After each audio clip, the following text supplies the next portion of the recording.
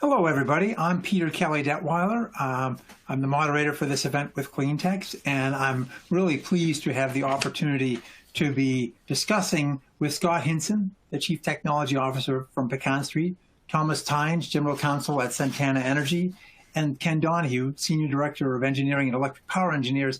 The topic, CleanTX webinar, Debunking the Myths of the Texas Energy Crisis. So we're going to talk a lot about what happened last month within the framework of renewable energy, and it'll be a very wide-ranging conversation based upon the preparation that we already had before the call. Before we even get started, one thing I have to do for housekeeping, I'm asked to do it at the end and I always forget, so I want to let everybody know about GridNext. Many of you know we've had GridNext with CleanTX and before that with TRIA in the previous years, where we physically gotten together, and we've now had one virtual GridNext. The next one is happening April 20th and 21st. And you can go on to www.cleantx.org/GridNext to learn more about the panels and purchase tickets. And we'd love to have you join us and be part of that conversation. We focus on the Texas energy environment. It's always a lot of fun, and there's a lot of learning that goes on. So jumping into today's topic, my responsibility is to frame this. In general, what happened. Many of you know, but we'll go through some of the details pretty quickly, and then we'll open it up to the conversation. And when we do, Scott, I'm going to put you on the hot seat first, and then we'll go from there. So you've been warned. Okay. All right. So ERCOT, 80,000 megawatt system, basically 46,500 miles of transmission lines, 5,000 substations, 52,000 megawatts of gas, almost 14,000 megs of coal, 5,000 megs of nuclear, 1,350 megawatts of that, which didn't show up, 31,000 megawatts of wind, and now 6,000 megawatts of solar. None of these resources showed up completely to the party. And we're going to talk about what happened and some of the challenges there and why. So many of you are aware there was pretty darn cold in Texas. Even here in Boston last week, where I'm from, last month, about 5 days ahead of time, I was watching the Weather Channel going, uh-oh, this could be pretty ugly. And I knew we were going to see a great likelihood of $9,000 per megawatt hour price spikes like we'd seen in August of 2018. So my curiosity was piqued.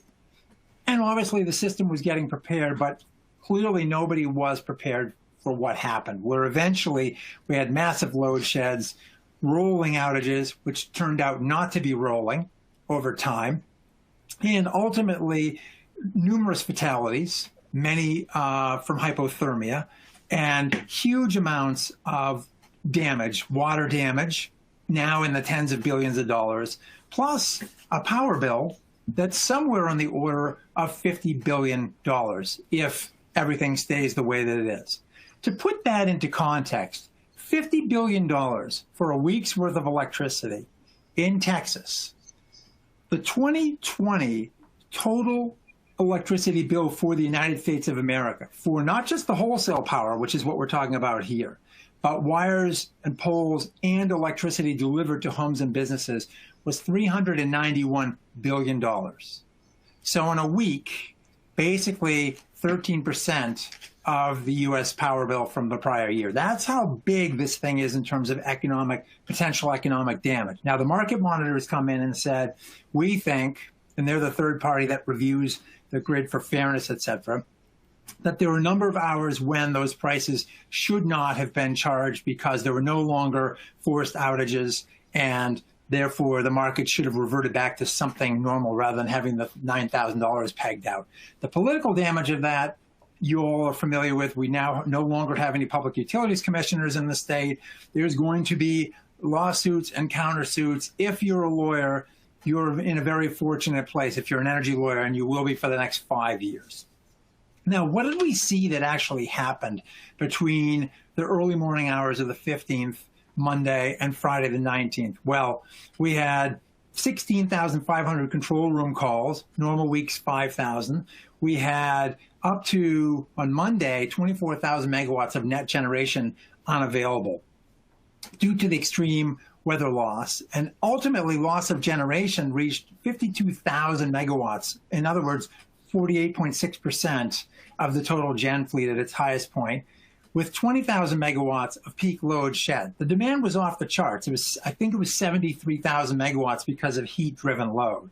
So something we hadn't quite expected, although that having been said, we did have an event somewhat like this in 2011, where power plants were forced out, gas plants in particular, because gas froze at the wellheads, and there were a large number of forced outages.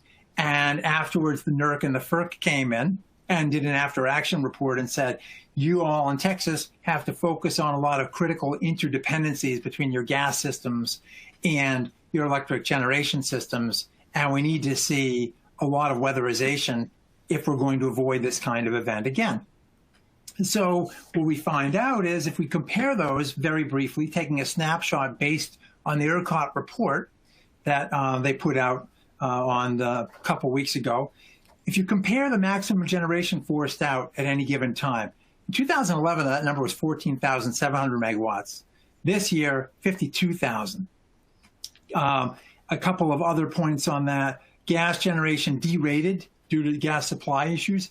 1,300 megawatts last time, 9,000 megawatts this time. And then really critically, the frequency. Frequency in that 2011 event dropped to 59.58. And this one, it dropped to 59.3.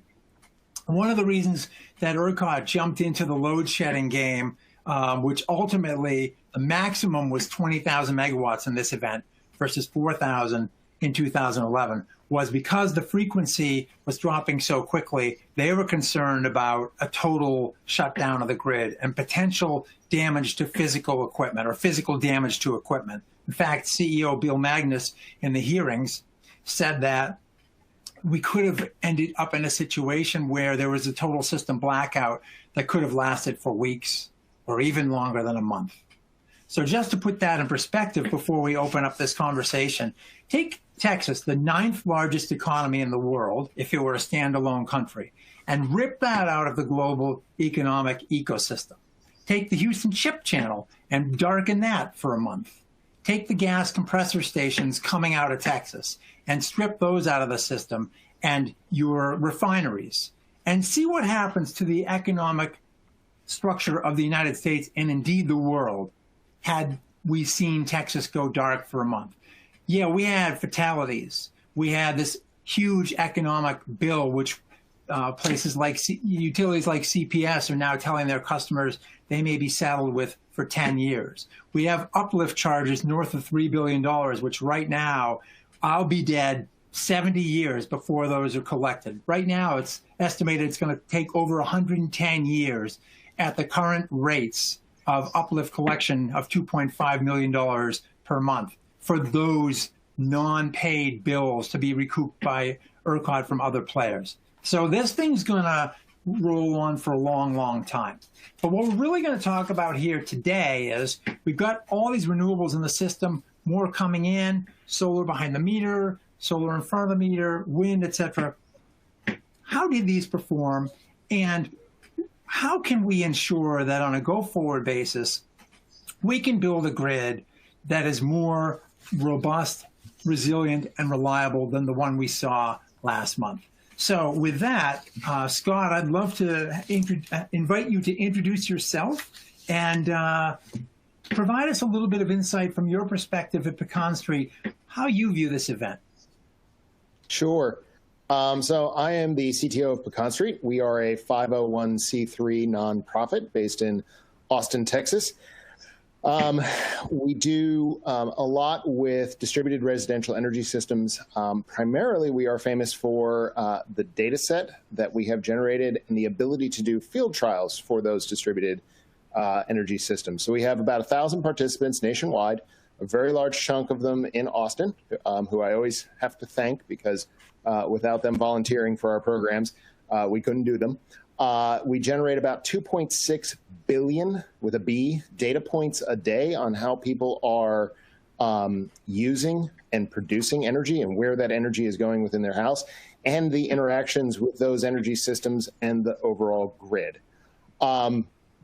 Looking at this event, I I'm reminded of those engineering disaster shows that I seem to get sucked in watching, typically only during the holidays. I don't know if that's why that is, but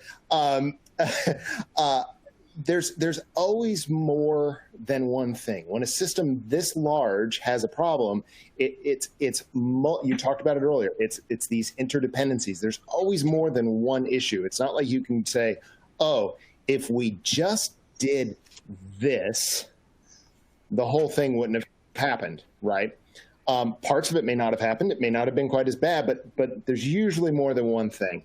From our perspective, you know, we're looking at sort of how the residential systems behaved, right? So if you think, okay, I have solar, I can generate my own energy. Well, it's still a common misperception that it'll help you if the power's out, right? Like, people don't understand that the vast majority of residential solar has to have the grid operating for it to work, right? So we had participants whose power was shut off and their systems weren't able to help with generation during daylight hours. And then in terms of like overall grid impact from the event, we typically with our systems, don't measure frequency because ERCOT is typically so stable. But we do measure voltage because we're looking for voltage congestion and all these other sort of things that utilities are typically wary of with lots of distributed generation. And the impacts that we saw for voltage were pretty stark. It was pretty evident that there was strain on the system.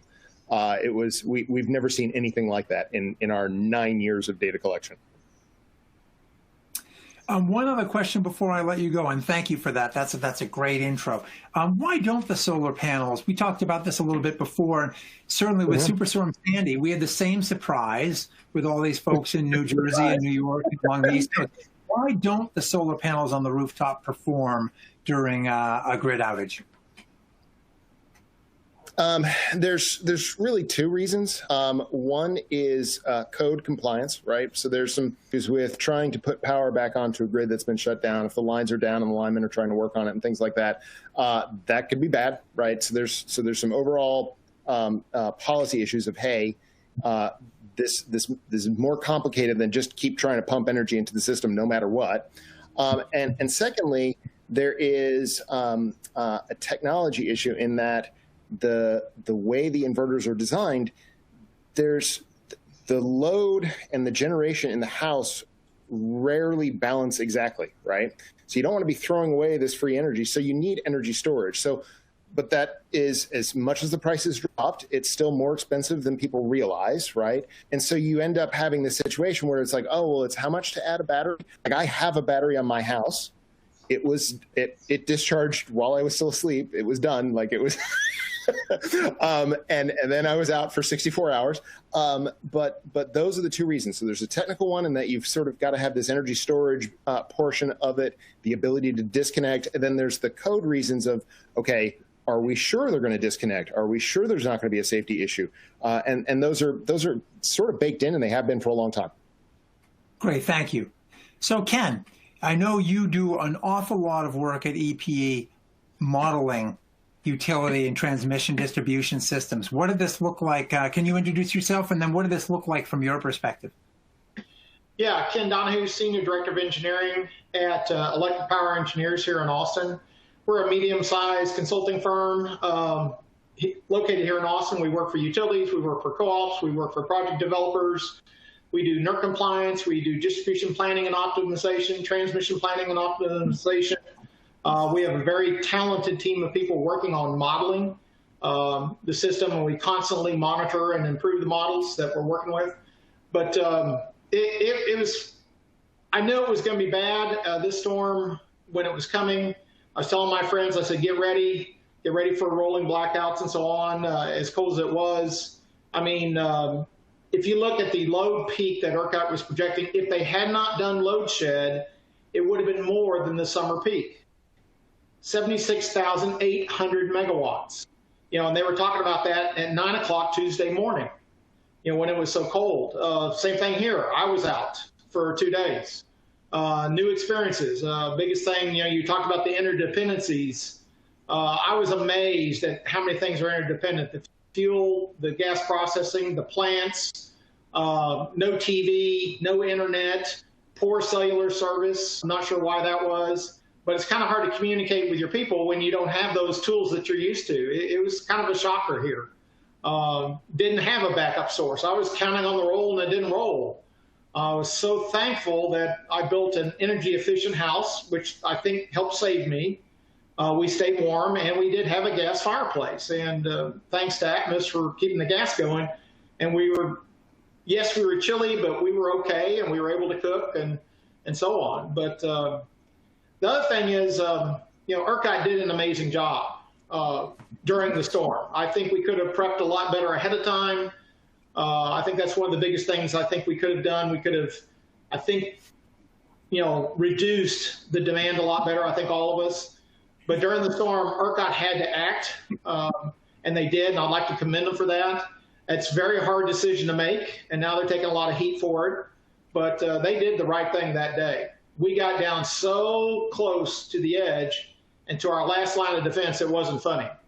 So it was scary. And you're right, Peter, it would have been a long time running back. We've never blacked out the ERCOT grid in the past and brought it back. So it's interesting. But, okay. Peter? Thank you.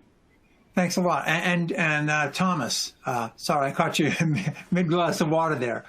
Can you introduce yourself and your perspective on this issue? Sure. My name is Thomas Tynes. I'm general counsel for an energy marketer called Santana Energy Services. We're the equivalent of one of the retail electric providers in Texas, one of those companies that would sell energy products to an end-use customer. So, when you go and if you're in deregulated ERCOT and you go out to the market to go shop around for energy, we're essentially one of those. We actually don't sell to end-use customers within ERCOT right now. We're mostly in the Midwest. We also do that with natural gas products. Out in the Midwest, they have both markets deregulated. And so you can shop around for gas and electricity. And that's the company that I work for at the moment.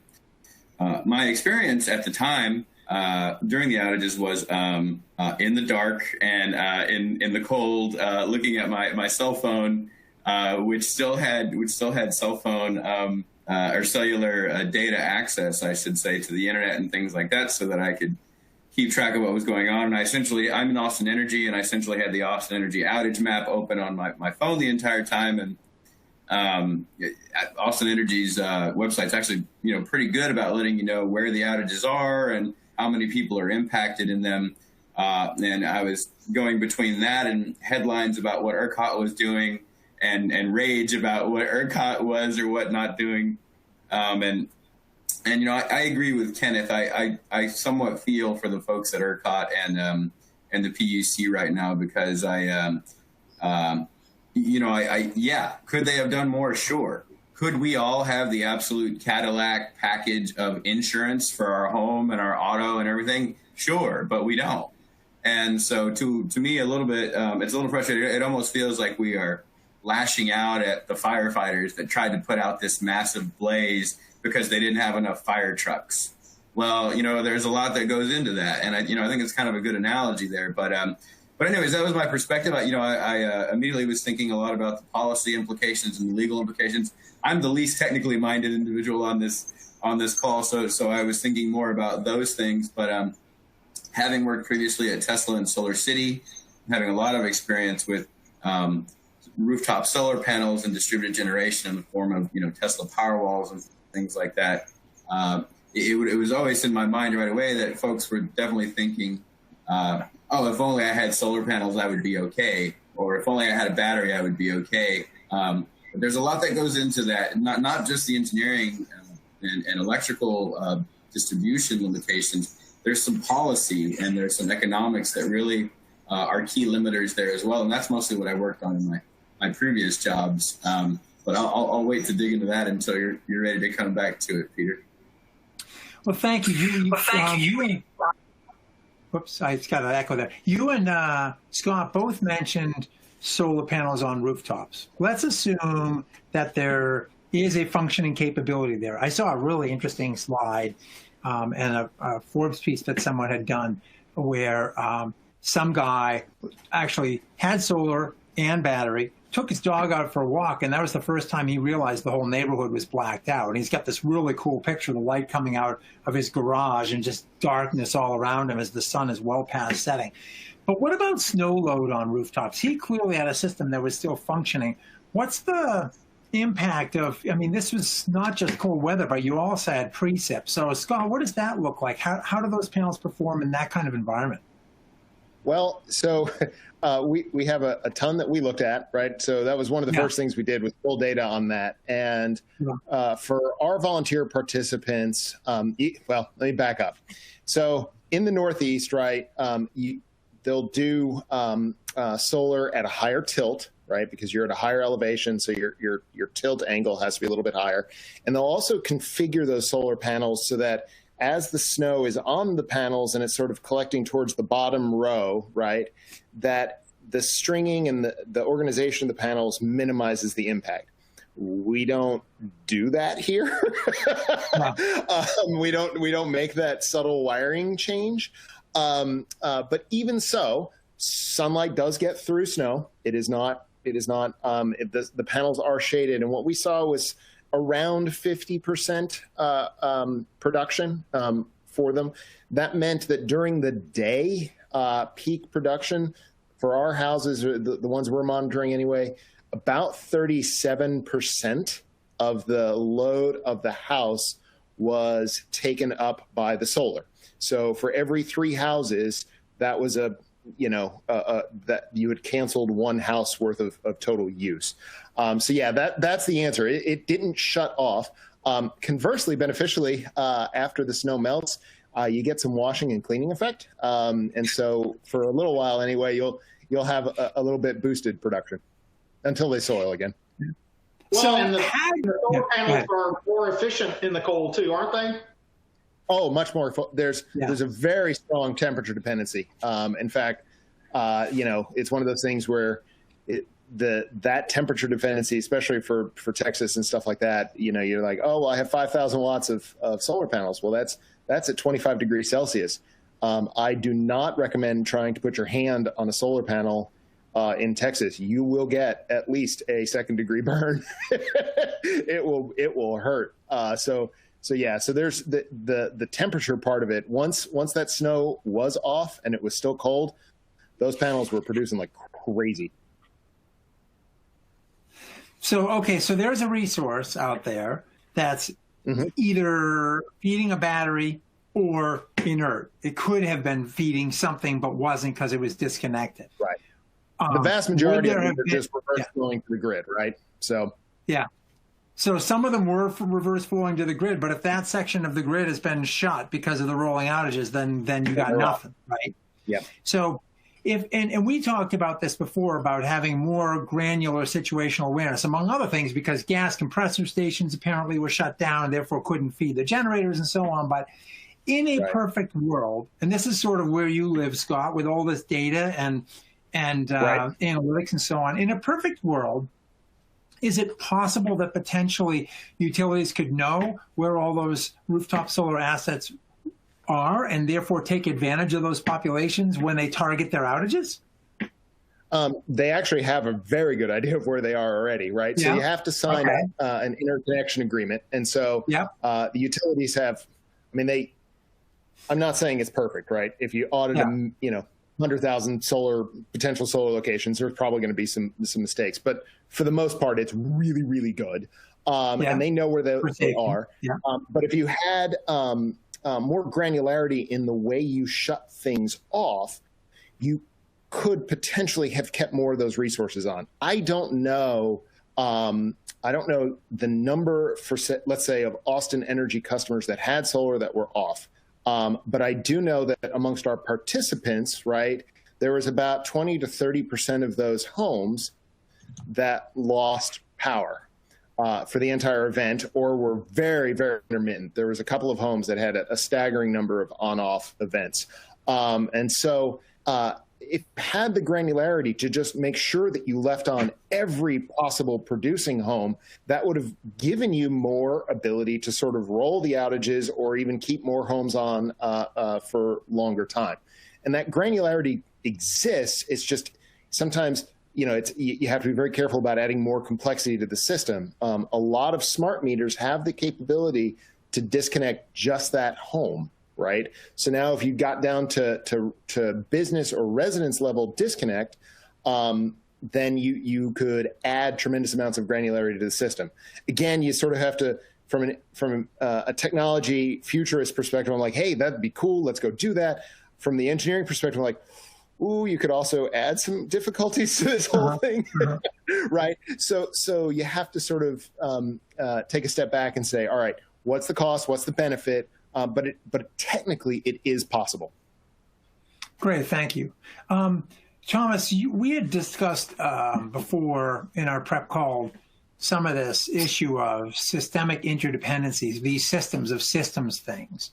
And you're looking at markets all around the country in your job, not just Texas, but elsewhere. So what is, how should we be thinking about those interdependencies, especially as we look at a situation like what just happened and could happen in other grids? I mean, California had its rolling outages just last year with 500 megs on one day and 1,000 the next because of a whole bunch of different things that went wrong, poor scheduling, congestion that didn't allow them to import from the Pacific Northwest, et cetera, et cetera. How should we think about those interdependencies? And since we can't do everything, certainly not all at once, how do we prioritize, what are some of the things we might do to avoid a recurrence of a situation like this? Because cold weather is probably going to come back again. I mean, one thing we hear is the jet stream becomes more unstable as the climate changes, therefore potentially inviting that polar invasion, some other time in the future. Right. Yeah. I'm glad you raised California, because for one second I wanted to contrast that with what happened in Texas. Texas and California are sort of big competitors on policy oftentimes. And California, even though they have a very different market and maybe general outlook on renewables, new technologies, and things like that compared to Texas, they had outages too during the wildfires. And so and nobody really seemed to be like, oh, utility, how could you not keep my lights on while everything is on fire? I mean, it sort of makes sense that there was this there was a catastrophic event and it had cascading effects. And frankly, there's just nothing that you can do when that sort of a disaster occurs. And we had the equivalent of it. And I think maybe it's harder to think of extreme cold in that way, but that's what that was in Texas. Directly to your question, what's the quickest solution? There's, on any given day, and I think there's a lot of things out there in the world that probably operate like this, but on any given day, there's a concert of, thousands of entities out there that have to work together in order to keep the lights on. And, I used to work at the Texas Public Utility Commission, and before that, I used to work at the Railroad Commission briefly as a law clerk one summer. The two agencies are in the same building. The PUC is above the Railroad Commission, but the two agencies don't really interact very much. And by the way, the Railroad Commission regulates the oil and gas industry in Texas. It has absolutely nothing to do with railroads. There were some attempts for sort of informal interaction amongst the two, but it's not extensive. And so if you want to think about it, the Railroad Commission managing the gas part and the pipeline part of the equation would then manage the movement of the fuel to the power plants where the natural gas plants are. And they're kind of the biggest load serving producers in Texas. They are generally, and they certainly were at the time they went out, even though we also had solar, we also had wind go out. But there was one point that I made recently that there was a lot of attacks on solar and wind because there were these pictures of these idled windmills, but there were also idled natural gas plants as well, and it was just because we couldn't get fuel to them and their parts had frozen up. And so, Peter, your question is tricky because you're essentially asking, what's the best way to protect against something that was essentially this massive butterfly domino effect that all occurred at once. But I think, the strength of our system, I think, is that we generally have these massive power plants that move tremendous amounts of power from very far away distances along transmission lines into our communities. And so it's a powerful sort of a notion because there's so much of it. It's tremendous quantities. people don't really want to live next to power plants. So you sort of keep them away from community centers. And then you move that into communities via transmission lines, which also nobody wants to live next to. But the fact that there's sort of these bottlenecks, these long distances that you have to move large amounts of electricity is also a weak point. It's a choke point. And you hear policymakers oftentimes express concern about this in the context of if there were a terrorist attack or if there was some sort of nefarious intent on the grid, and certainly creating a blackout or outages would be a way to do that. And I think it's one that's targeted a lot of times in those sort of conversations. And so how do you protect against that? And so to the previous point, wouldn't smaller, more distributed systems throughout the grid all being able to put energy onto the grid, wouldn't that make more sense? It's essentially a divide and conquer approach rather than a singular sort of choke points or as many singular choke points. But the trick to that, right, is that then you and I, the end use customers, become the power plant purchasers and owners and operators. And, an average solar system in Texas, I would say, is probably around $20,000. And, a lot of folks just don't really have that lying around. And a lot of the incentives, tax incentives or utility rebates have dwindled over time. So there's not that much of an economic incentive to do it. Same thing with batteries and generators. There's a cost associated with this. But I think there's a couple of approaches, which states have tried to do. They've tried to incentivize end use customers to purchase more, to then put more on the grid. But I think a lot of that is dried up, unfortunately.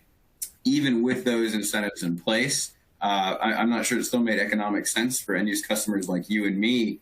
But I guess at a base level, I would want to attack those two sort of extremes. So how do we make sure that the really large producers of natural gas are coordinating and deliverers of natural gas are coordinating with the electric power plants and the regulators are coordinating so that we don't have that again? And there's been a lot of talk of winterization. Winterization would probably be good, but just bear in mind that in Texas, we're mostly working against extreme amounts of heat.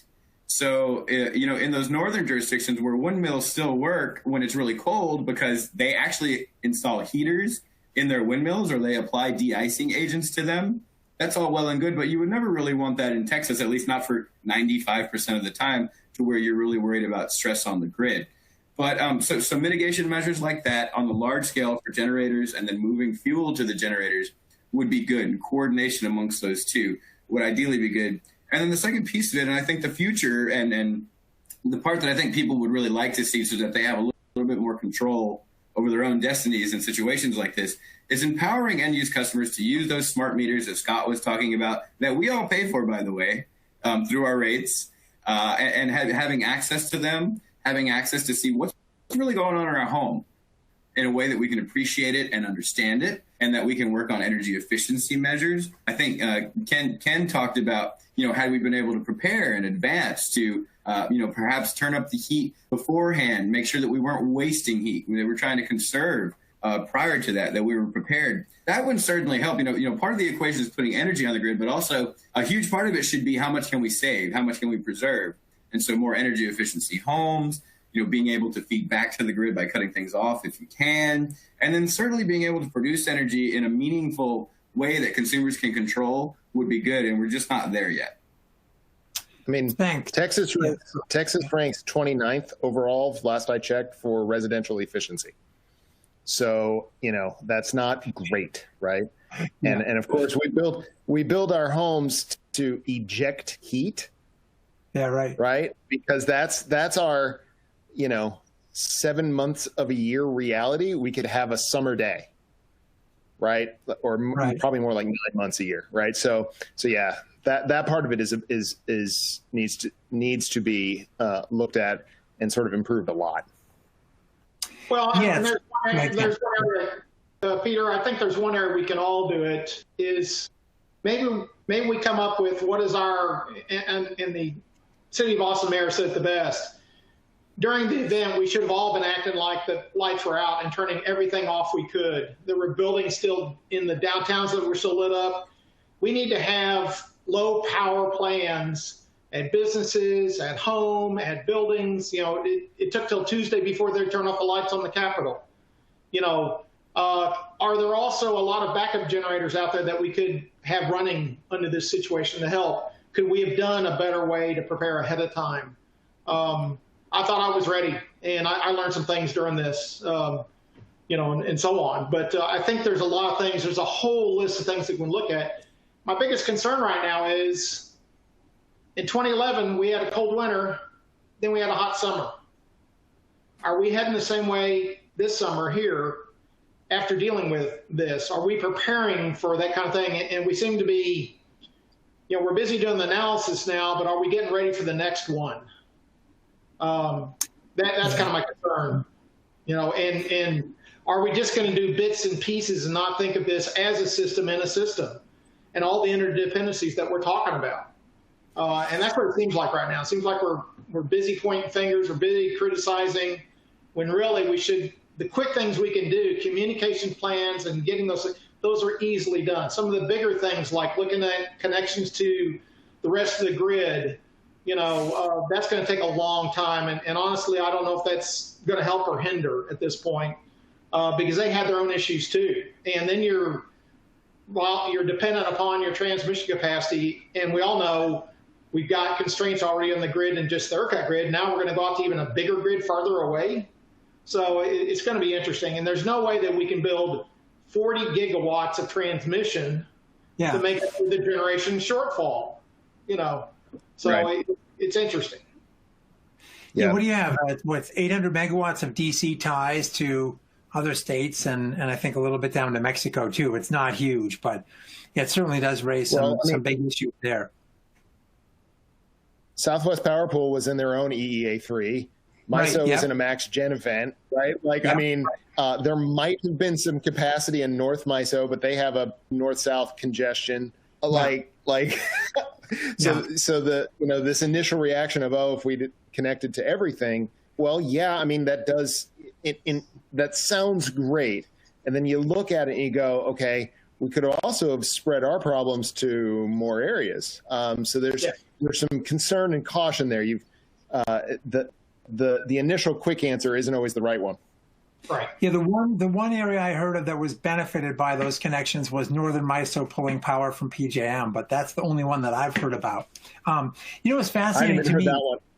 Oh yeah, I read about that a couple of weeks ago. It's fascinating to me. A couple data points. So one is, given the climate, that ERCOT used to have this trailing 30-year average to do upon which it would base its planning projections, and then they said no. With the climate changing as rapidly as it has, that didn't serve us well because it was underrepresenting the extremes we were seeing. So now they have a 10-year trailing average. But also pretty interesting was, so I've been working on this book on the transformation of the power markets, and I actually interviewed a gritty customer who was hit 2 years ago, but he only faced, you know, say 4 hours of $9,000 a megawatt hour. He didn't face, you know, what we just saw, now gritty going bankrupt.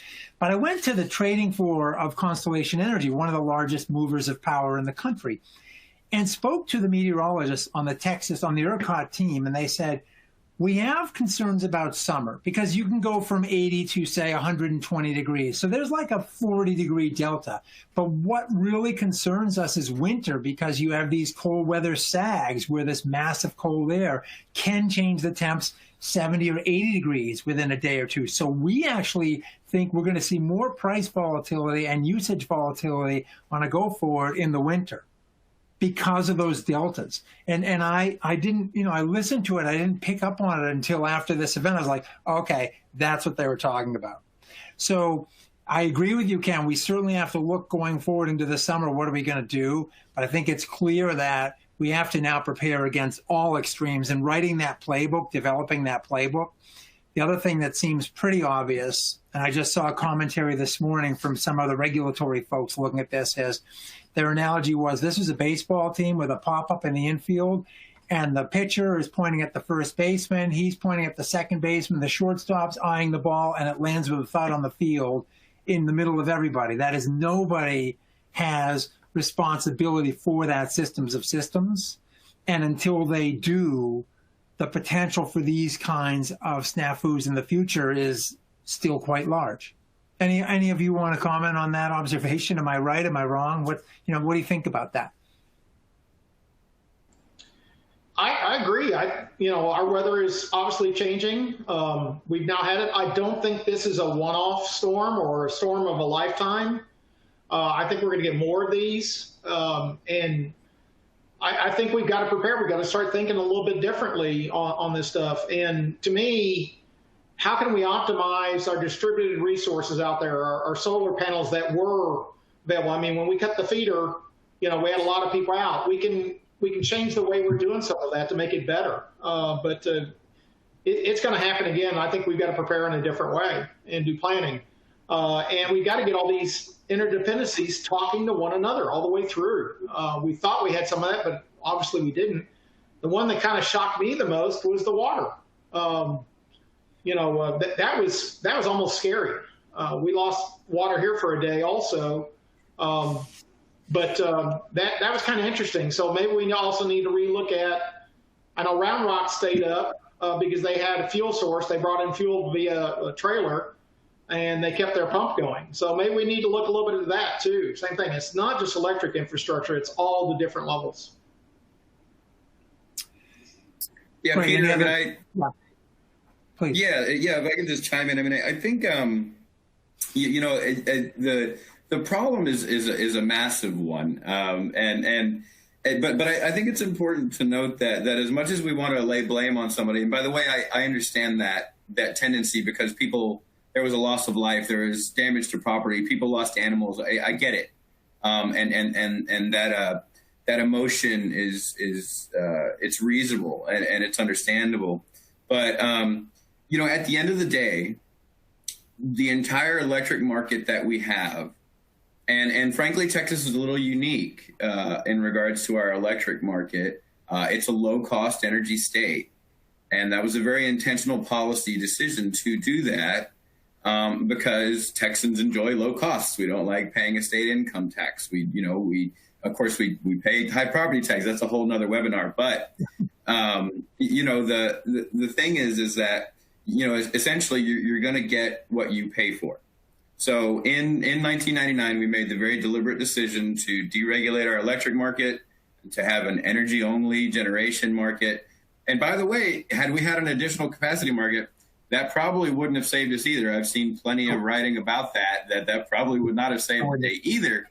But so the thing is through our policymakers, which we elect, they decide what we're going to put into this, and we empower them. But we have to be knowledgeable about what's going on before we empower them. And I think most people have no idea how the electric grid works, what they're paying for, how the players within that work, how can they play a role in it. And that's not really a blame on them because I know that's a lot of work to do. I probably wouldn't do it unless it was my job.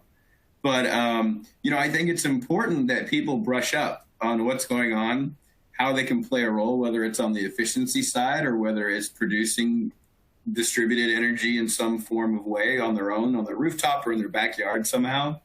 But people aren't engaged. And so I think to a degree there's a want to really point the finger. And I think, unfortunately, what we're seeing is that now the legislature in session, politicians are seizing on that.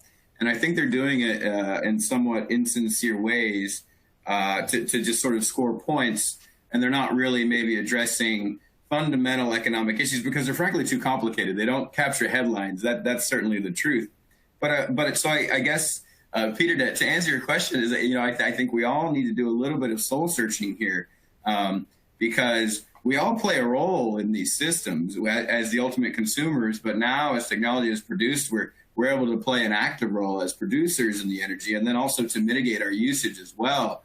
But, just having one really smart neighbor who knows these things and who maybe lobbies for these things and who maybe buys the distributed system is not going to do it. In order for microgrids to work, which is essentially where Scott works and lives all day, which is, a small, basically a circuit that can be self-sustaining with its own energy, with its own savings and sort of removed and disconnected from the rest of the grid, it still requires a village. And so that's a lofty, high goal because public policy is so difficult, and economics and electric utility policy is just so complicated. But I think, the ultimate answer to your question, Peter, is that we all have to step up a little bit and get engaged with our utilities and with our policymakers on these issues, and try to learn them, and then be active participants. Yeah, I don't think we can afford to be passive bystanders anymore, can we? A couple of questions here. One of them, someone wrote in this question in advance. I've heard some customers have been getting bills for $10,000 for a week's worth of electricity. Is this true, or was this a right-wing media conspiracy? Scott, I know you are familiar with some of these issues, and I certainly am as well. What's your take on this? I mean, there were customers that in the deregulated market that had tied their pricing to wholesale costs that got quite high bills, and in some cases those bills were debited from their account. Interestingly enough, if you were in one of those markets years ago, you could, in theory, have gotten what's known as a home area network device, a hand device, that allows you to see real time what your consumption is. What you said earlier, I think, Thomas, about nobody knows how the electric grid works, right? Like my family has not been able to explain what I do ever. And they all went, Scott, you know about electricity, and they're all trying to contact me, and I'm trying to explain things on Facebook by typing with my two thumbs, which my kids will tell you I'm very slow at. It used to be you could get these devices so you could look at your energy use. The technology when it came out was a little flaky, didn't always work quite right. And in 2019 or 2020, the PUC quietly shut that down and said utilities didn't have to support it. The direct reads from the meter. So now you have to wait for a 15-minute meter read. You have to wait for the backhauls to get that. Then you can get that. And then the latency on that is not bad. Instantaneous, and it is not instantaneous feedback on what you're doing. One utility in Texas at one point, when they were making this change, realized that of all their hundreds of thousands of customers, they only had 13 that still had them on and working. So yeah, there were really customers that got those kinds of bills. That was not some sort of conspiracy. That is part of that deregulated market. But the vast majority of customers are hedged against that with longer-term contracts and longer-term bills. I suspect we will all end up paying for this one way or another through long-term fuel charges, whatever, right? Like at some point, somebody's going to pay for the upgrades, for the expensive fuel, it's going to have to happen. There's no really easy way to just wave a magic wand and undo all of that. So yeah, there's going to be some pain. But yeah, that all did happen. But describing that marketplace to people outside of Texas that aren't used to it, where you've got these customers that are sort of different from other areas, that's complex, right? And it's a day in, day out thing for some people. Right. Well, I mean, my analogy is you go to the pump, you buy a gallon of gasoline. And if you've got 15 minutes latency, you drive off, you're 15 miles away, and you just found out, oh, that gallon cost me $900. Thank you. Exactly. That's exactly right. And other days it cost me 5 cents. And other days I was paid to go pump it. So, big difference. Yeah. Yeah. I mean, Peter, I just wanted to weigh in on that a little bit. So this is one of the ways that Texas is unique. I mean, there are a number of deregulated electric markets out there, but essentially, if you're in deregulated Texas and within ERCOT, you're not in a municipally owned utility like Austin Energy, you're not in a co-op like Pertinalis, you go around and you shop around for your energy. And you can choose a variety of plans that you want, just like you would your cell phone service or something along those lines. The one retailer that's gotten a lot of attention, Gritty, is that one that gave you direct access to the wholesale markets. And so, there's been a lot of folks that have been just thrown under the bus for this. And this is not necessarily to stand up for Gritty, but the way Gritty worked was they said in their contracts and in their marketing and their advertising, basically you pay a fixed administration fee or a subscription fee that has nothing to do with how much energy you use. And it was like $50 a month, something like that. And then you're going to pay extremely low wholesale energy prices. So most Gritty customers most months we're actually paying extremely low energy prices, like, you know, an average of that $50 plus, like, you know, a few cents for everything they were using, you know, above that. And I think most electric utility customers or retail customers would tell you that their bills are more than that. And so there's sort of a real, you know, there's sort of two minds of this, right? If you could be like a real strict, kind of tough-minded, hey, they signed into that contract, they knew that that was going to be a consequence or could be a consequence. You know, we have an extremely high system-wide offer cap in ERCOT, goes up to $9,000 a megawatt. So guess what, greedy customer, you'll get direct exposure to that if we ever go up to that, if supply and demand on the wholesale market essentially results in those prices. And so there's sort of two sides of it. You know, there's a part of some folks that might say, well, there was a contract, they knew what they were getting into, or they should have known what they were getting into. That's their bill. But then there's another side, right, which I think I kind of find myself more aligned with, which is these people probably signed up for this type of contract and really didn't understand what they were getting into. And so do we as a society, do our policymakers have to step in with consumer protection measures, one, to maybe make sure that people aren't signing up for these contracts, or if they're smaller, you know, residential or small commercial customers, maybe less sophisticated, they're not exposed to that, even though they may want to sign up for it for their own volition, you know, via their own volition. And so, you know, those are the two mindsets about that. But I just wanted to weigh in on that because, I mean, I think it's been a little bit overblown. Yeah, I think Gritty had about 10,000 customers. So that's a lot. But in the state of Texas, you know, which is like 28 million customers, the vast majority of them did not have that exposure because they were in a long-term contract. Essentially, I'm going to buy energy over 12 months at a certain rate. But to Scott's point, absolutely, we're all going to pay for this unless the legislature taps into the rainy day fund or we create a new tax or something like that to pay for shortfalls.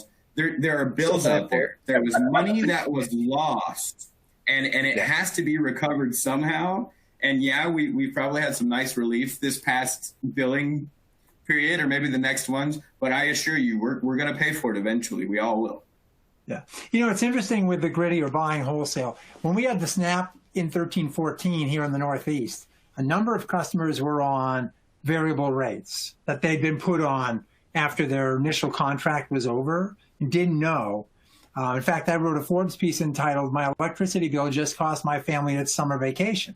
And the AGs came in and said to the retailers, you can't put people on variable rates because they don't understand that they are essentially buying a weather derivative, which is what they're buying. I mean, you can have a contract that says if the sun explodes, you know, right? I mean, this was really the equivalent of the sun exploding. No one had ever seen what just happened.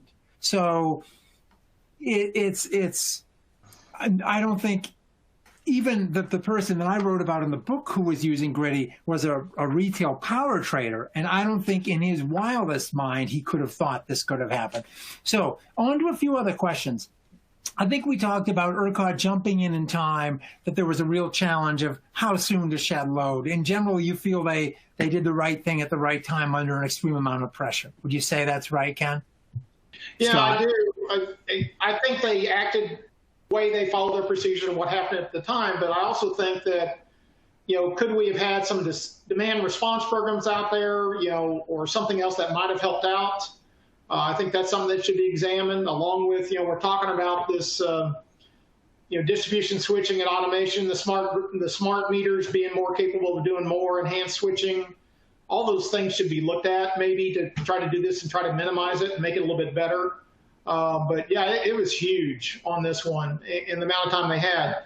But I think there could have been some things we could have done up front. You know, we were all enjoying Valentine's Day and then the storm hit. So right.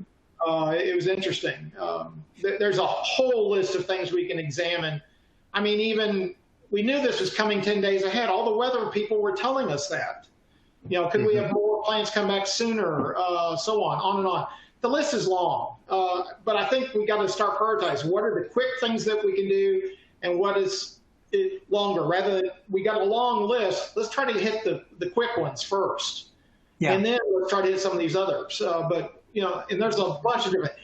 Here's the biggest thing: we are all the grid. we're all part of it. We're all connected together because of it. So we can help figure it out. There's many different ways to do that. So just from, energy efficiency programs to maybe looking at automated switching of smart meters to looking at demand response programs. How about distribution switching and automation in advance of the storm maybe? Could we have set the system up better in advance of the storm? Same thing on transmission side. What could we have done on all those pieces? So we've got a lot of work to do, and it's going to be an exciting time. And yeah, there's going to be some difficult choices we're going to have to make.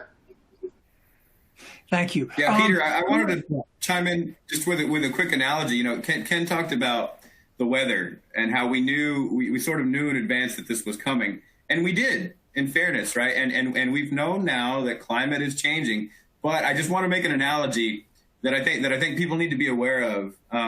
There was also lots of discussion of a respiratory illness that could be a pandemic across the world for years before COVID-19 hit. Right. And so there's just, and it's such a complicated, nuanced, technical subject, and it seems remote that we don't really prepare for it. This was really just another version of that. And I think we need to appreciate that it's a complexity that the brilliant minds out there that work in these fields know about, and they talk about and they warn about. But do we, as the average person, really have the capacity to truly appreciate the risk, and two, then actually take proactive steps to mitigate it? I don't know if we do. Yeah, there's only so many things one can focus one's attention on at a given time, and emotion too. Ken, someone asks, we were talking about that black start thing, and as I understand it, if the grid went down and nothing was damaged, black start could be done within a relatively short period of time, as it was during the great Northeastern blackout in 2003, for example. But if you start to damage equipment, and it's not just a simple matter of finding cranking paths across the grid anymore, it's a whole lot more than that. Can you add a little bit of color to that conversation? Why it might have taken a month or longer? Oh, well, first thing, we've never done it. Yeah. So we had, now the operators at the utilities and at ERCOT practice it every year. They have black start training. They have a black start plan. It's interesting watching the training and seeing what goes on, and it doesn't exactly come together like you think it's going to.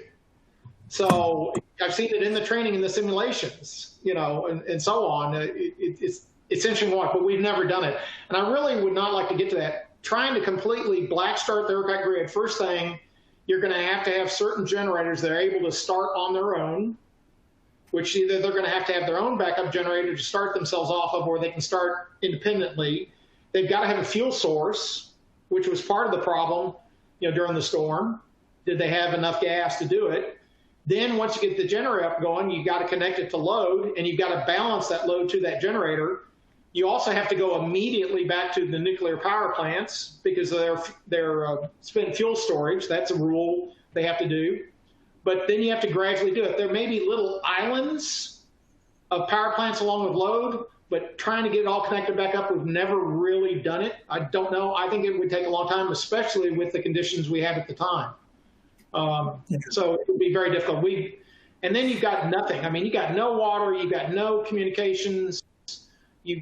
There's nothing there at that point. So that's what really makes it hard. So now they've got satellite. We skated right to the edge of the ice on that one, sounds like. Well, speaking of being at the edge of the ice, we have, not surprisingly, run out of time. I knew this was going to go like that because it's such a fascinating topic, and the three of you are so well versed in these issues. So I want to thank you all for having participated. We have a whole ton of questions which we'll send around afterwards. The questioners are identified. Hopefully we can respond back to them and satisfy some of their curiosities. I want to thank everybody for having tuned in and remind you one more time, we've got the Grid Next coming up April 20th, 21st. If you go to www.cleantex.org/GridNext, you can find out. We'll be continuing to have these types of fascinating and scintillating conversations. Gentlemen, thank you once again. I look forward to seeing you in the very near future, hopefully in the real world. Take care, everybody. Thank you. Thank you. Thank you. Peter.